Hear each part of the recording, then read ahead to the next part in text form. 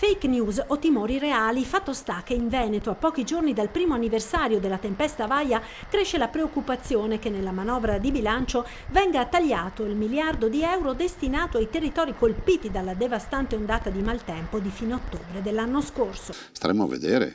Noi abbiamo un impegno da parte del governo Conte 1, a meno che Conte non smentisca Conte, il Conte 1 di 1 miliardata di euro. Abbiamo già investito 377 milioni al 30 settembre di quest'anno, li abbiamo già spesi tutti, 1746 cantieri in tutto il Veneto, sono sotto gli occhi di tutti. Se vogliono dire i veneti che non danno più soldi ne prendiamo atto, ma noi poi sappiamo come rispondere. E se le immagini simbolo del disastro sono i milioni di alberi schiantati sulle montagne, anche la pianura ha subito a fine ottobre 2018 danni ingenti, danni che avrebbero potuto essere ancora più gravi, soprattutto lungo l'asta del Piave, quando il 30 ottobre al passaggio della Grande Piena si temette che gli argini potessero cedere. Il Piave ci preoccupa perché la piena storica è stata nel 66.